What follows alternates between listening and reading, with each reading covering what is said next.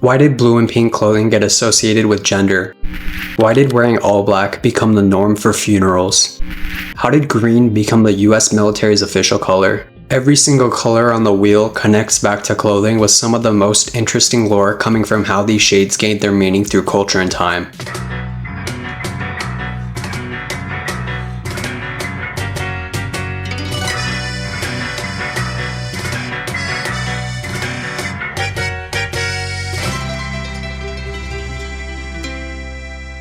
But before we get started, how do we even know if we all see the same color? Green to one person might be red or blue to someone else. Now this could be possible, but only in very extreme cases of color blindness. There are multiple types of color blindness that can impact the perception of color. In people's normal vision and without any type of color blindness, there's not a condition where you're seeing different colors than others. Our eyes, our brains, even the light around us all change how we perceive it. I'm about to put on these glasses that are going to cure my color blindness for the first time in my life.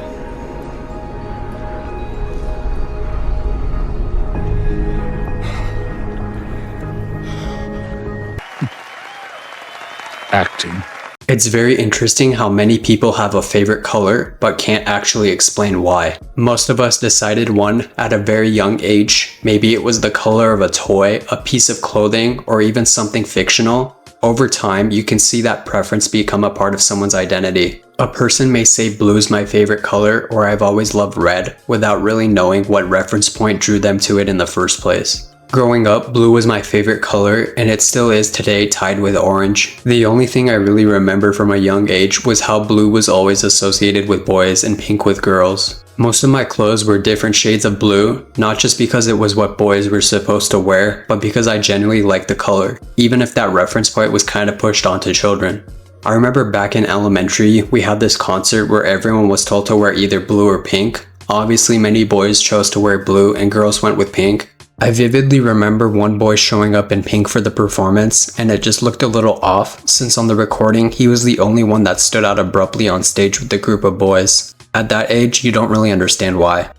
The association of pink with girls and blue with boys emerged in the early 20th century with a temporary shift from pink as a stronger masculine color for boys and blue a delicate feminine color for girls, which reversed around the 1940s due to manufacturers and retailers promoting distinct color schemes to increase financial gain. This shift was solidified in the mid-20th century and remains a widespread tradition. Reading into the origins of these two colors, it's wild that at one point, pink was actually regarded solely as a man's color. Originating as a trend for clothing, these gendered associations have also increasingly applied to toys as well, especially in the case of pink toys for girls. Even items that would seem to have no association with one gender or another, such as vitamin pills, have been produced in pink and blue and marketed towards girls and boys. Brands realizing these colors can tap into emotional connections that drive consumer behavior early on gave them a way to maximize profits. Here's a random comment I found on the internet regarding the subject. A few years ago, I distributed used clothing for our local homeless folks.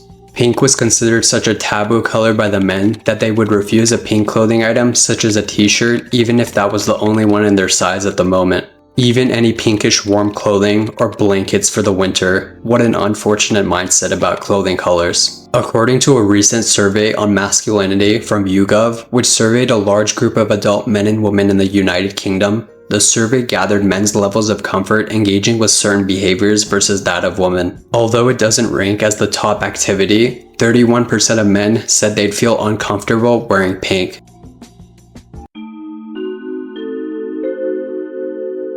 Now, blue is the only color that's constant in a sea of variables. It has some sort of story with almost every other color.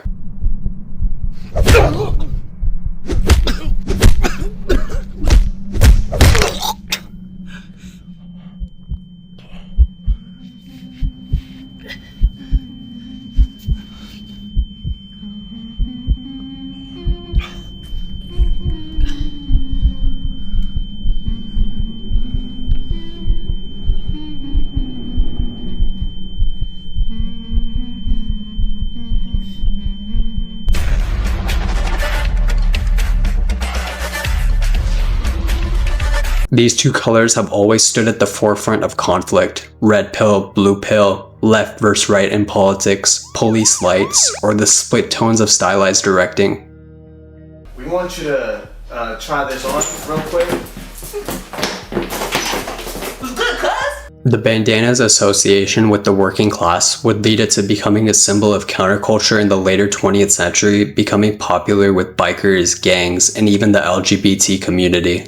Around 1970, the hanky code was created to represent one's sexual preferences in the gay community, with color and side of wear being used to designate kinks. In the 1980s, they would once again take on a new meaning, with red and blue bandanas becoming associated with Bloods and Crips. I think this died out sometime in the early 2000s, but there was a time when people were generally cautious about wearing these colors in designated areas. Still, most people could tell whether someone was actually affiliated or not. Wearing a red shirt alone wasn't going to get you in trouble. If someone wanted to mess with you, the color of your shirt wouldn't have made a difference. Now, more than 20 or 30 years later, most gangs have moved away from specific colors, since it made them too easy for police to identify. Whether used in film, fashion, or cultural commentary, red and blue frame tension. On the traditional color wheel used in art and design, red and blue are not complementary colors. Those would be green for red and orange for blue. Still, when placed side by side, they create a strong visual contrast. Psychologically, it's literally as simple as blue being thought of as the coolest color and red being thought of as the warmest color. So due to this contrast, most people perceive them to be opposites throughout time. Now, why did jeans originally start out blue? Indigo dye was affordable, durable, and ideal for workwear. The blue color effectively hid dirt and stains, while the dye's properties meant it faded over time, making jeans more comfortable and giving them a distinct worn-in look. The development of cheaper synthetic indigo dye in the late 1800s made blue jeans even more accessible for mass production. The fabric used for early jeans, denim, originated in France and was named after the city of Nimes. These early versions often had indigo-dyed warp yarns and white weft yarns, creating a distinctive blue and white pattern. This style spread to Italy, where it became known as bleu de jean, which eventually inspired the term blue jeans. Denim became popular in the US during the mining boom of the late 19th century. Until then, pants were mostly made of light-wearing materials like linen, which couldn't stand up to the tasks of the industry. A tailor called Jacob Davis made a pair of denim trousers by special request, and when other people found out about it, demand skyrocketed pretty quickly. When he was unable to keep up alone, he made a deal with Levi's, and together they started a mass production in San Francisco. Various mining industries continued to boom for the next 100 years or so, and during this time, jeans became the staple for working men all over the states. Without green, the big three is not complete. The combination of these three colors is significant because it is based on the physiology of the human eye. The cone cells in our retinas are most sensitive to red, green, and blue light, allowing our brains to perceive a wide spectrum of colors by interpreting the mixed signals from these three types of sensors.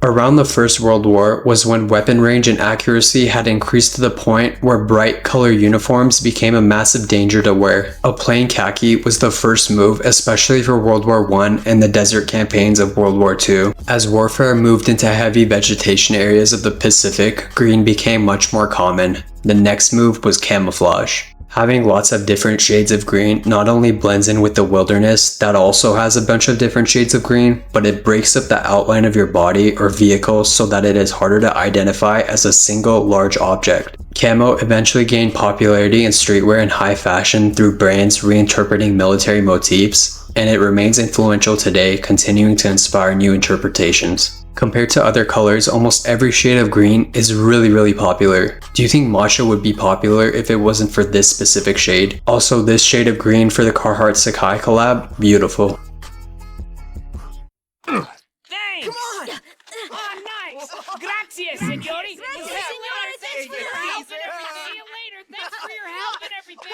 Hey, wait up! Thank you!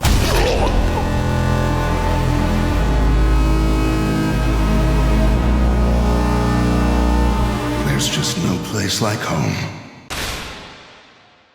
I never realized that purple actually has a really deep connection to death. In directing, there are countless cases of using purple to foreshadow death, and also might be used as a bad omen or a signal of danger. Many cultures around the globe connect purple with mourning. Grieving people wore purple as it symbolized the fading of life and the transition from life to death. But the most interesting thing about purple is that it was actually created on accident. The very popular shade of purple, called mauve, was created by mistake in 1856 by 18-year-old chemist William Henry Perkin. He wasn't actually trying to create a dye, but was attempting to synthesize quinine to treat malaria, and his failed experiment resulted in a brilliant purple dye from coal tar. Purple has been a weird color to me when it comes to clothing. It's not exactly captivating, but it's not boring either. It sits somewhere dead in between, but recently I've been liking it more though as each day passes.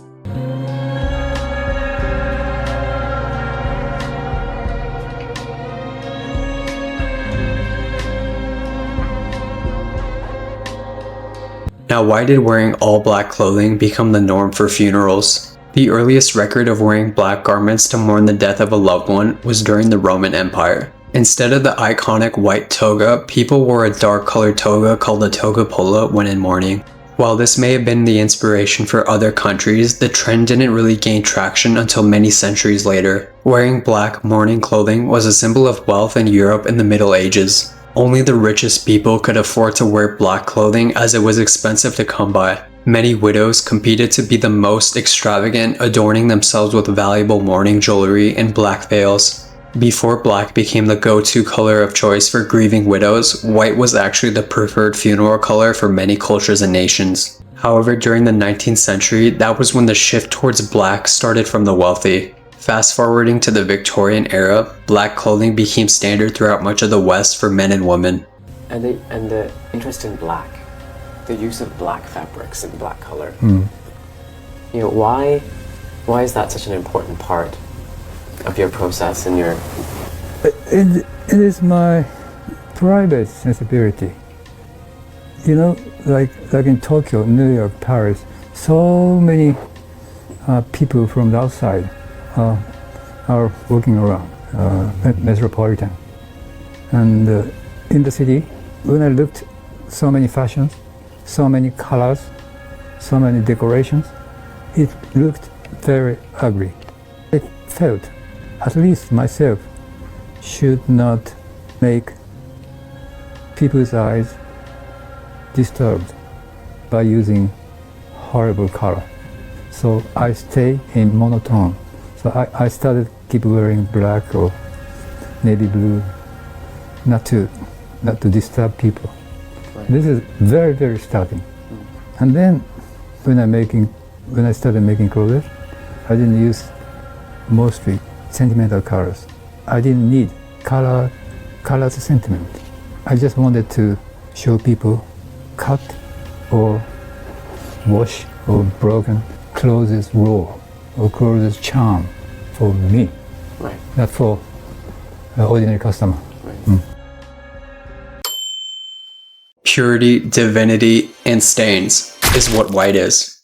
White tees and some good denim, that's all you really need to be set for life. The basic white tee is the go-to for any weather because of how good white clothing reflects light and absorbs less heat, which is why it helps you stay cooler in the sun compared to dark clothing. But in recent studies, there's some conflict regarding the well-known facts of black and white tees. Some of these studies suggest that loose-fitting black clothing could potentially provide a much better cooling effect by trapping heat from the body and allowing it to escape with air circulation. But the consensus from simpler experiments is that black fabric still in fact gets significantly hotter than white fabric in the sun. White clothing would be peak perfect, but being susceptible to stains drops hella points. A little scab and some blood and you permanently stained your shirt.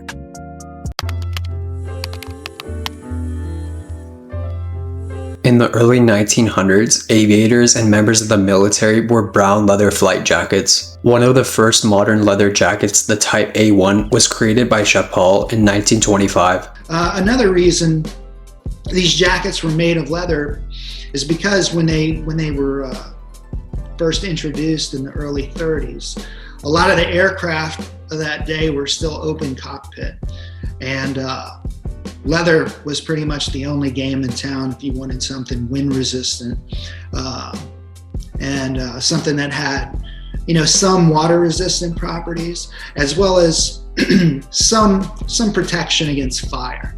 That leather in these jackets would offer some of that.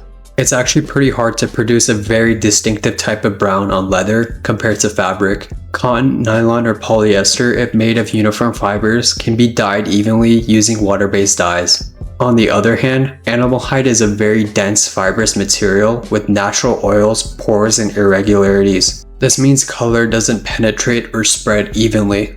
Each piece of leather takes dye differently. That's why a specific brown can vary widely between two leather pieces but look identical across cotton swatches.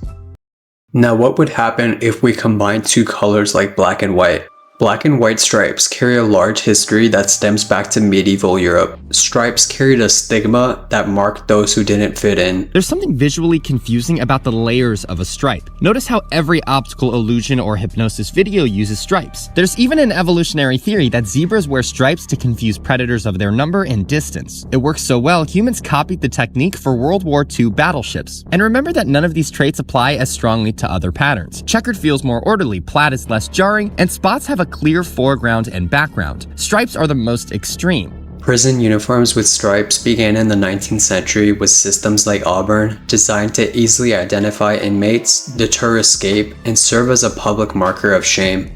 The stark black and white were intended to symbolize imprisonment, resembling prison bars. By the mid-20th century, these uniforms fell out of favor due to their dehumanizing nature, and many prisons switched to solid colors like orange, blue, or gray. Fast forward to pop culture, stripes kept that outsider energy from fictional misfits like Beetlejuice to real-life figures like Kurt Cobain, who often wore plenty of striped clothing. Also, have you ever noticed that when taking pictures of striped clothing, specifically blue and white, have weird patterns that appear in captured images? This is called a moiré effect. It also happens a lot when you take a photo of something like a monitor screen. It's basically an optical phenomenon that occurs when two patterns with similar frequencies interact with each other. This interference produces an unwanted pattern that can be visible in digital images, prints, and even textiles. Now, these last two colors have been associated with many religious practices. Yellow and orange symbolize enlightenment and sacrifice across different faiths. In Buddhism, monks wear saffron robes to represent humility and renunciation of materialism. In Hinduism, saffron is a sacred color for ascetics, symbolizing spiritual fire and purity, while in ancient religions, yellow was associated with gods and the sun.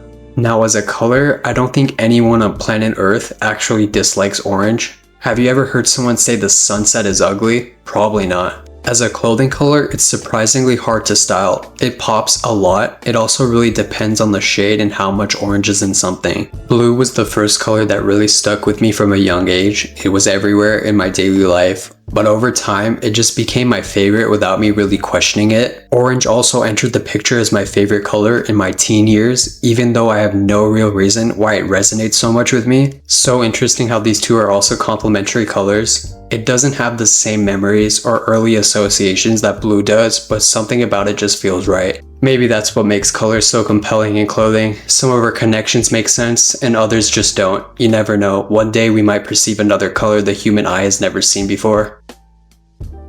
Press a 15.3 and I guarantee you the door's still open, so...